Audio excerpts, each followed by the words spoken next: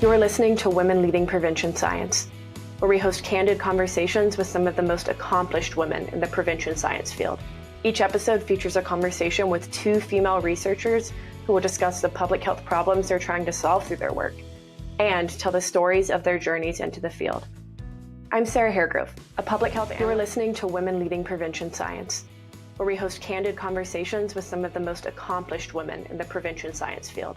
Each episode features a conversation with two female researchers who will discuss the public health problems they're trying to solve through their work and tell the stories of their journeys into the field. I'm Sarah Haregrove, a public health analyst at RTI International. I began working in substance use prevention research after graduating from The Ohio State University in 2020, and I'll be starting graduate school this fall at the University of Maryland to obtain my master's in public health and health equity. As I move through my early years as a prevention scientist, it's an honor to speak with these inspiring female leaders in the field. This podcast was developed as part of the HEAL Prevention Cooperative, funded through the NIH Helping to End Addiction Long-Term Initiative, an aggressive effort to speed scientific solutions to curb the national opioid public health crisis. The HEAL Prevention Cooperative includes 10 research projects throughout the country and one coordinating center based at RTI International in the Research Triangle Park, North Carolina.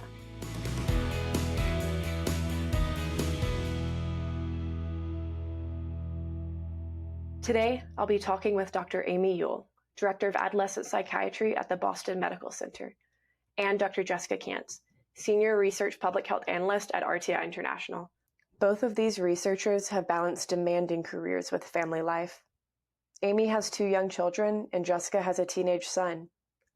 Our discussion today is focused on some of the tough choices and pivots they've had to make as scientists who are also mothers and daughters. Amy shared how early in her career she had to decide whether to take an interesting research opportunity or spend the summer close to home, doing research that wasn't quite as interesting, but allowing her to be close to her mother who was having health issues. My mom had her 3rd occurrence of breast cancer that metastasized in medical school. And so I had this experience of the one time that you really have space to do research in medical school is between your first year and your second year during that summer, and really struggled with, do I stay in Los Angeles and do research with this family practitioner who's doing really interesting intimate partner violence research, or go home and then do something where I get to be home for more of the summer and spend time with my mom. And so ended up choosing that. But it kind of just kept feeling like I just wasn't getting into research. And I think was always very self-conscious about having less research experience, especially when I ended up at a kind of a high-power institution at Massachusetts General Hospital and McLean Hospital for adult psychiatry training. So a lot of my colleagues or kind of other co-trainees had a lot of research experience. And so kind of I was always like, well, I'm not sure I can do this because I don't have their experience of working for a year at the NIMH or kind of their publications. And it wasn't until I think the pandemic that I really reflected on, that was okay. I had other stuff going on in my life in medical school and that first part of residency that was important to attend to. And it was okay that I didn't have that research experience. It was taking care of other important things. Jessica reflected on how she has to remind herself to take a step back and ask herself if the research she is doing is good for her. I think part of what we do in research is we're collaborative and we want to be working well with others and, making sure that we're doing what the field needs. So I find sometimes it's hard to take that step back and say, okay, am I doing this because this is what is good for me? Or is it that it's good for the field? And ideally, I like to find those places where it's both. But I think sometimes for me, that's the biggest challenge. I think, I constantly run into the issue of being a people pleaser. And so I know throughout my career, I have made decisions to make people around me happy rather than really taking that step back and saying, is this what makes me happy? And so when you talk about doing that reset in the pandemic, I feel like that was the piece that I did too. And like you said, realizing, family is first. All of a sudden we were in this moment where you couldn't do both. Even if we always pretend sort of like multitasking, we pretend we can multitask.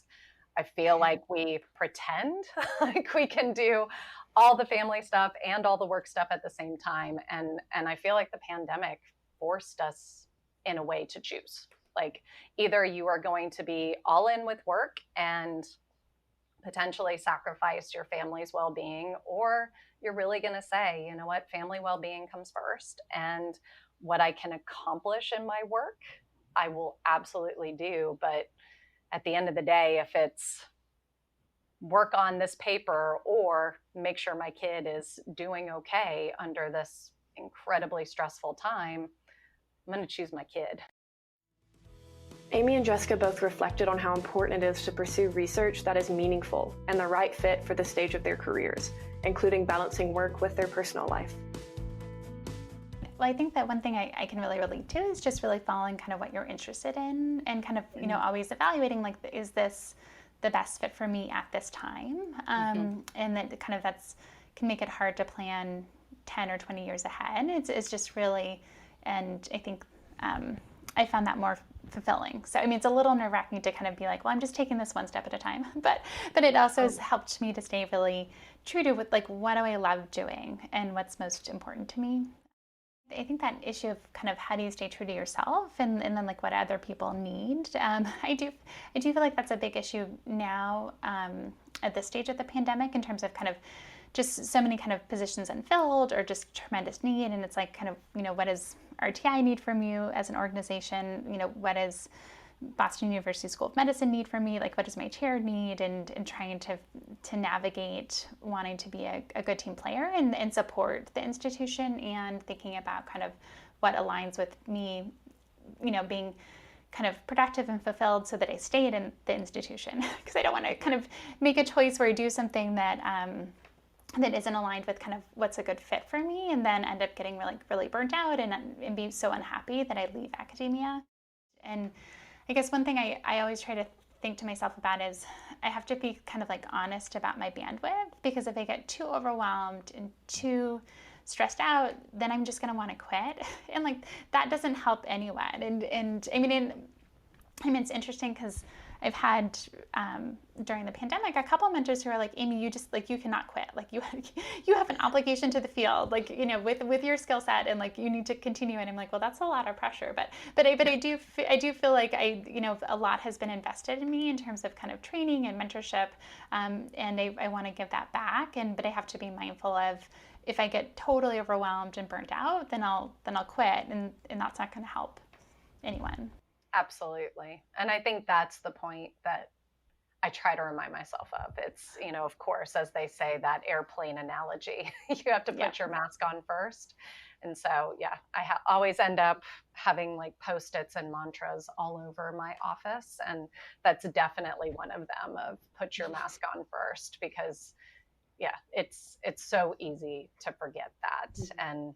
And to be trying to be a good mentor and be a good colleague, and forget that you need to breathe too. And sometimes I find I'm a better mentor and I'm a better leader when I demonstrate that I'm taking a step back and I'm breathing too.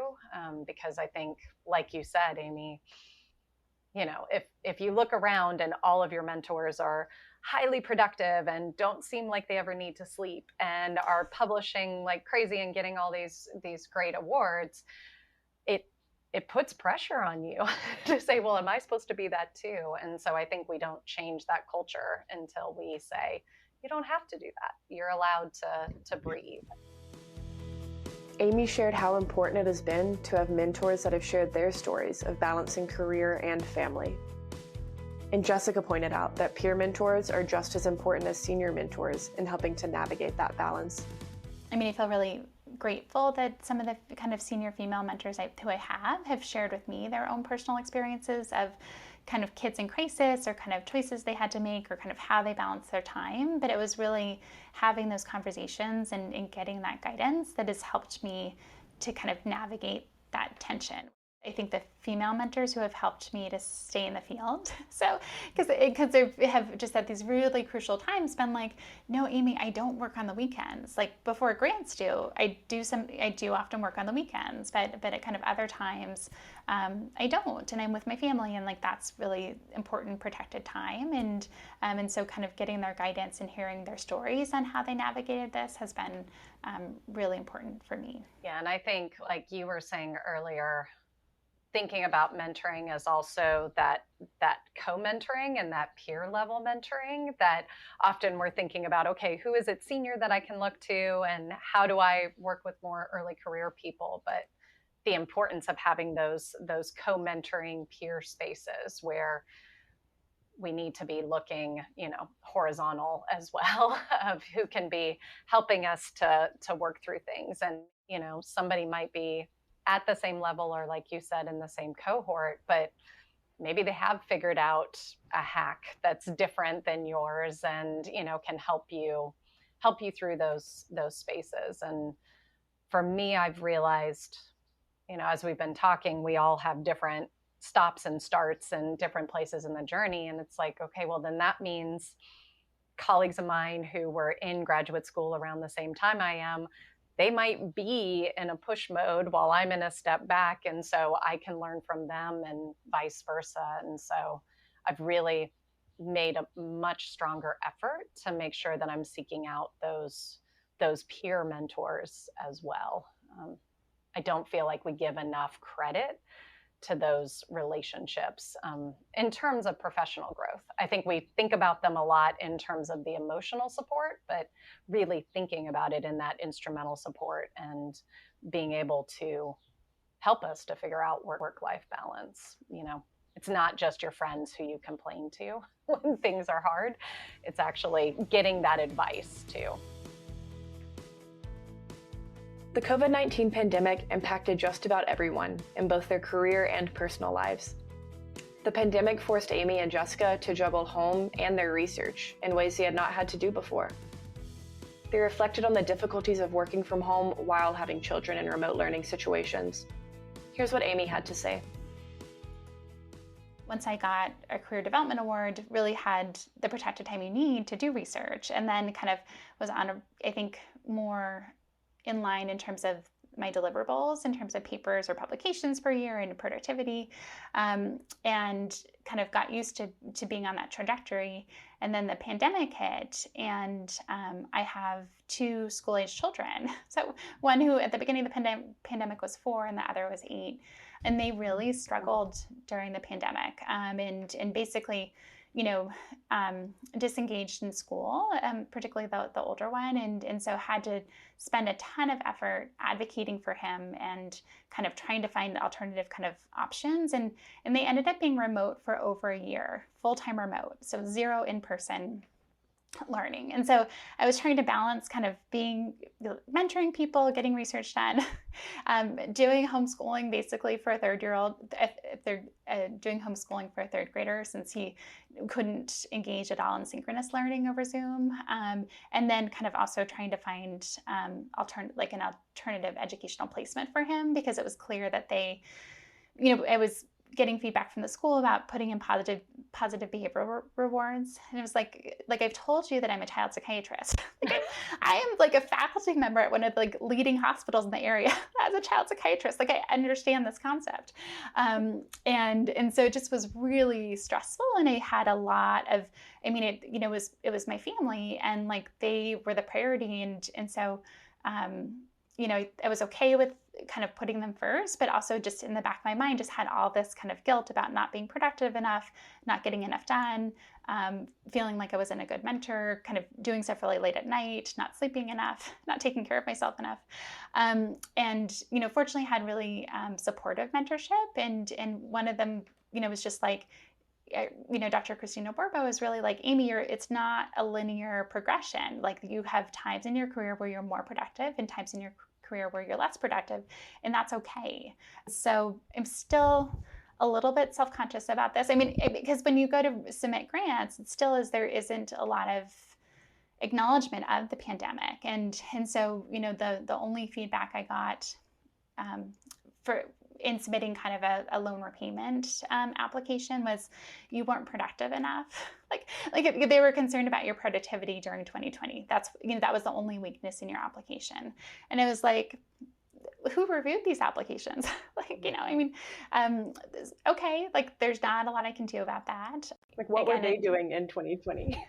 There were some interesting studies that came out that showed men in academia actually did have higher productivity while women in academia had less. And so unfortunately, I do still feel like there are these gender norms that I think we'll be feeling for a very long time, because, you can't, I feel like in research, you're having to pause sort of or step back for 2 years.